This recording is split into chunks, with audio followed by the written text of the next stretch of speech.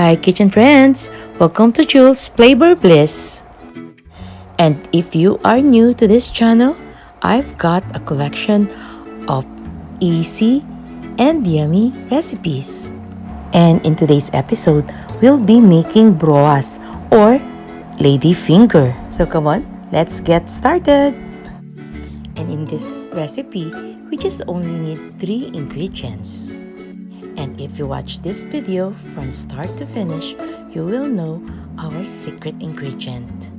And that secret ingredient will make our broas crisp outside but soft and tender at the center.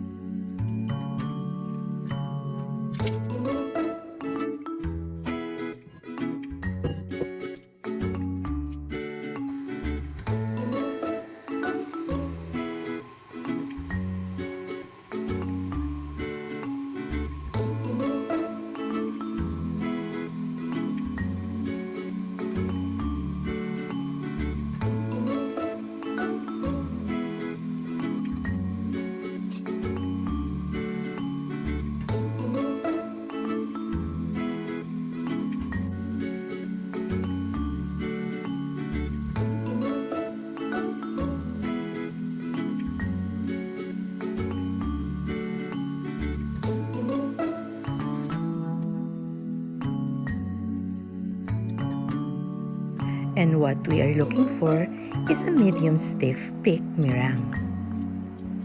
Medium thick but not dry.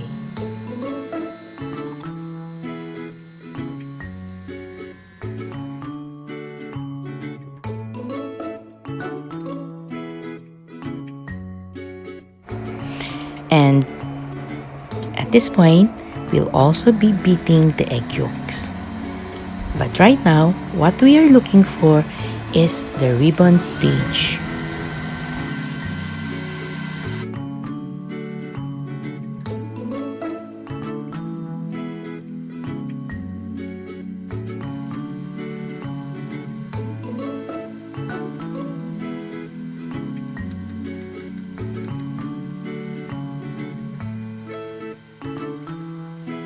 And you will notice that the color of our egg yolk becomes lighter and fluffy.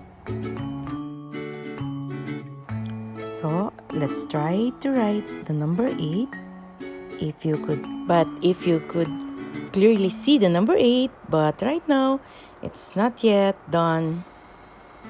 Maybe another minute. And in this stage, we'll try to write again the number 8, and the number 8 is visible. That means we already reached the ribbon stage.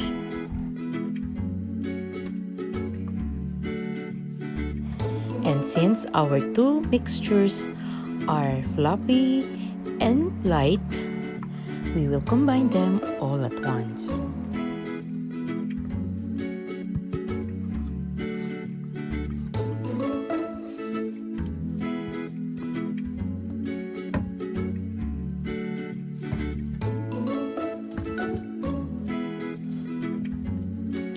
And of course, we'll be using the folding method. The folding method is cutting from the center and then folding over, but with care. And we really don't want to deflate the volume of our two mixtures.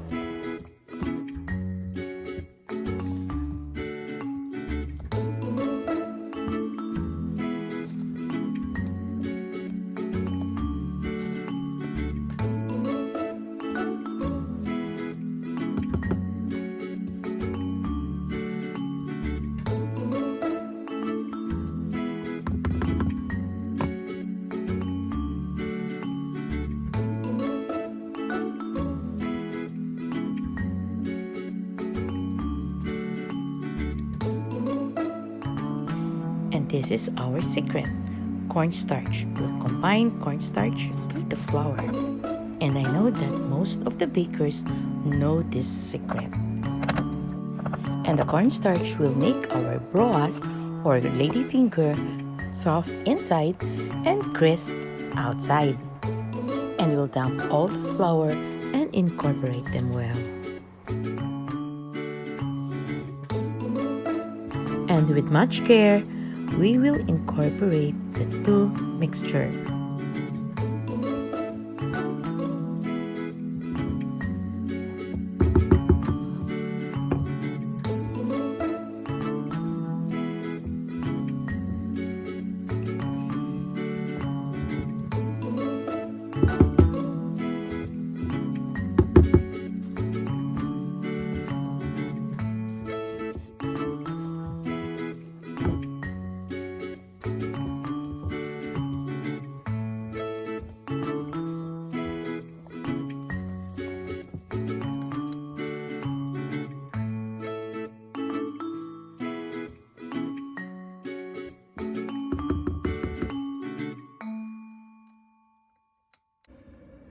And with the help of a pastry bag, we will pipe our broas or ladyfinger.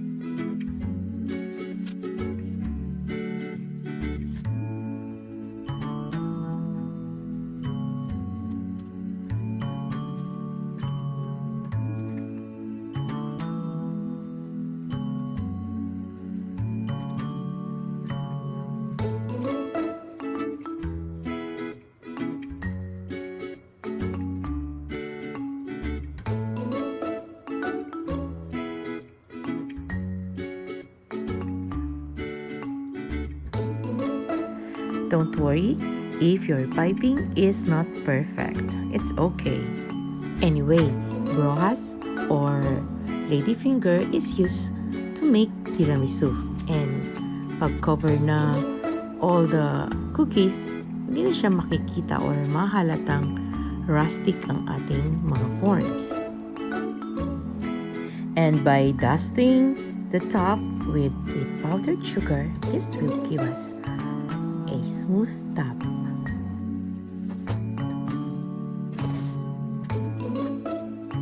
And into the oven for 15 minutes. Tadaan! This is our broas or ladyfinger, and we'll let it cool on a cookie rack.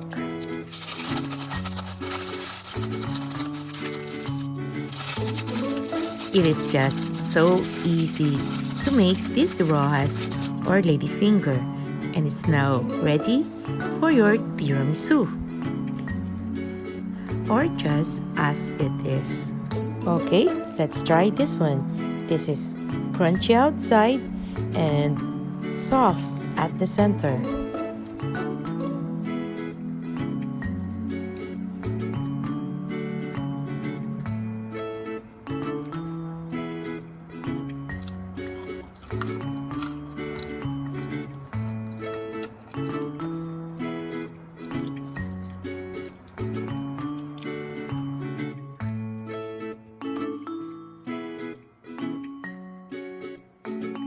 I do hope you enjoyed watching this video and at least learned something.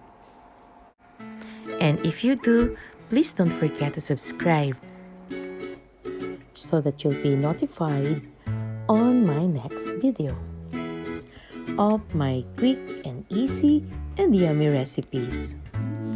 And thanks for watching, guys. Please do take care. Stay well. God bless. Bye.